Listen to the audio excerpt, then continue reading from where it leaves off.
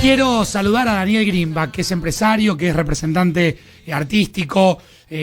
Seguramente habrá sido algún recital que de fondo estaba Greenback preparándolo, organizándolo, armándolo, los Rolling, YouTube, no sé, miles y miles, Lady Gaga, Bob Dylan, Bowie, Coldplay, Nirvana, Madonna, en fin, hace un tiempo leí Te amo, te odio, dame más, que es la biografía de Greenback, y me parecía importante escucharlo, porque se habla tanto de la cultura, de cómo se gesta un recital, si los artistas, si esto, si los fondos públicos, etcétera. Daniel, ¿cómo te va? Facundo Pastor en la red, ¿cómo andás?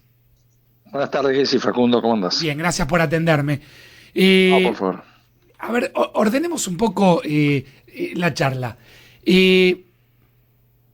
¿Cómo se organiza un gran recital? ¿Siempre se busca fondos públicos o no necesariamente?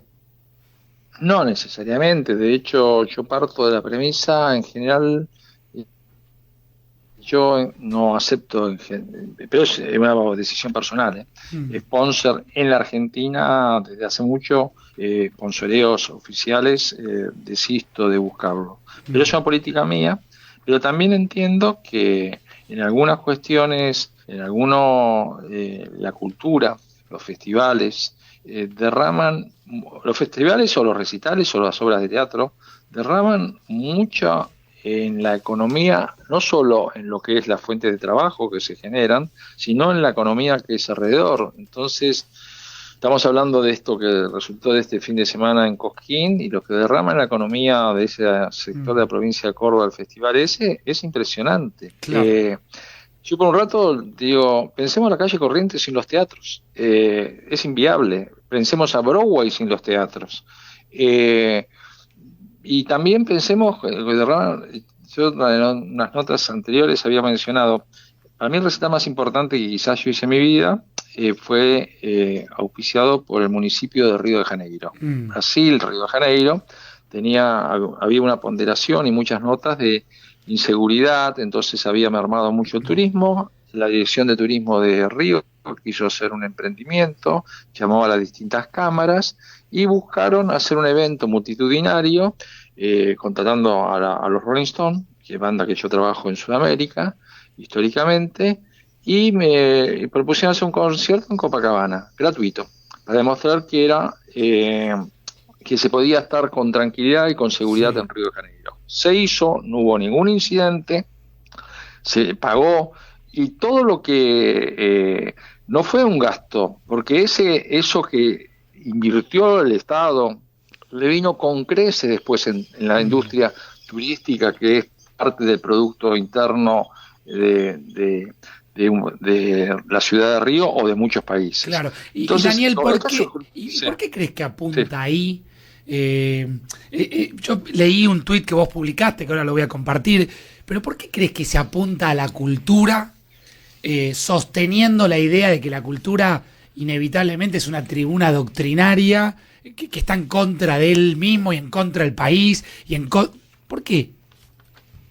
Yo creo que hay dos factores. Primero, una gran ignorancia de cómo funciona el sector, gran ignorancia, pero tampoco hay una predisposición a escuchar de cómo es. Y en segundo, creo que cuando vos te metés con la cultura, con los artistas o con las figuras públicas, en términos mediáticos, tapás otras cuestiones. Entonces, yo te digo que, por ejemplo, y suscribiendo a que hay que bajar la inflación, obviamente el gobierno Milei recibe una herencia con un 50% de pobreza, con una inflación dislocada, tiene que combatirla. Uno de los argumentos es el déficit fiscal, y dos elementos. El déficit es un resultado de los ingresos frente a egresos, por lo cual la producción de las industrias culturales es algo que genera, por la actividad y por lo que desparrama, ingresos. La segunda, que enfrentar a un artista tiene un cariz para desviar la atención de otras carencias, que es más grave.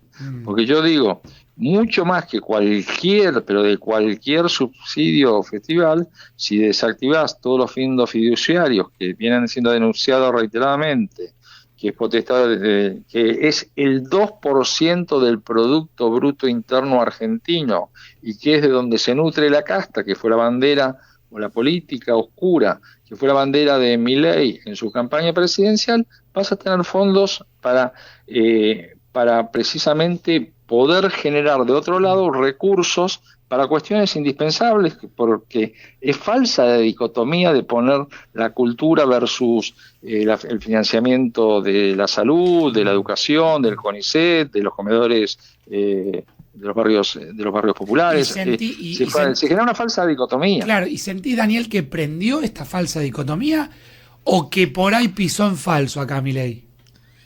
Yo creo que Milei es el emergente de una sociedad hastiada, sin lugar a duda, con mucha bronca. Creo que es el fenómeno, la resultante de la grieta de muchos años, y creo que hay sectores muy exacerbados que no escuchan nada. Creo que hay otra gente que puede ser proclive a escuchar. Yo apelo a eso cuando inclusive estas notas para un poco ilustrar de qué va esta industria culturales, más allá del beneficio del alma, del placer, de eso, sino también desde el lado hasta de la mirada más liberal posible, para tratar de ponerme en qué es lo que debiera de mirar en estos momentos el gobierno. ¿Sabes que me gustaría la idea de que ejemplifiques cuando vinieron los Rolling o cuando, no sé, hiciste Madonna o Coldplay, todo lo que eso derrama más allá de la vidriera al mundo, porque yo me acuerdo de las fotos de los Stones con Menem. Sí, pero no solo eso, sino en las economías regionales, los festivales, sin ir a estos casos extremos, o te digo más, hoy Uruguay, con un gobierno liberal, está dando unos subsidios para la industria audiovisual. Tremendos. Que se está produciendo más audiovisuales en Uruguay que en Argentina. Yo no voy a contar, Daniel, no voy a contar quién ni qué, pero se está rodando una película sobre un personaje ícono de la Argentina y con muchos secretos no la filman acá, sino que en Uruguay por la devolución impositiva. Ahora, ¿eso por qué es? ¿Es un gasto o es una inversión? Es porque derrama en la economía uruguaya esto, y estoy hablando de un gobierno liberal que es Uruguay. Entonces, lo que hay que replantearse es si está buscando, y entiendo lógico, un déficit fiscal, es una resultante de ingresos versus egresos. Entonces, si la paralización de todas las actividades es nociva y conspira precisamente para el objetivo que tienen de bajar el déficit fiscal. Entonces, pero ese es un ejemplo, te tengo miles. Por ejemplo, en Downtown en Los Ángeles, zona que inmobiliariamente estaba destruida, se dio un crédito para construir un centro que en su momento se llamaba Staples Center, hoy se llama Crypto.com, que es la arena, y un centro de convenciones. Se revalorizó toda la zona, hoteles, restaurantes, viviendas, oficinas, y fue un negocio de inversión con una mirada macro de cómo valorizar las propiedades. En la calle 42, que era el tugurio de todo lo porno en la década del 60, 70, Giuliani, más de derecha de Giuliani no podés ser, realmente tolerancia cero, le dio a Disney la facilidad de un teatro que se llama New Amsterdam para que se lo refaccione con facilidades, con subvenciones, y estrena ahí El Rey León, que es la obra más exitosa de los últimos 20 años, y que recambió la fachada de la calle 42 revalorizando todas las propiedades. Entonces, esto que es la economía de las industrias culturales, desparrama mucho en otros sectores. Entonces, no ver esto es ignorante, es de una miopía absoluta, de una desinformación.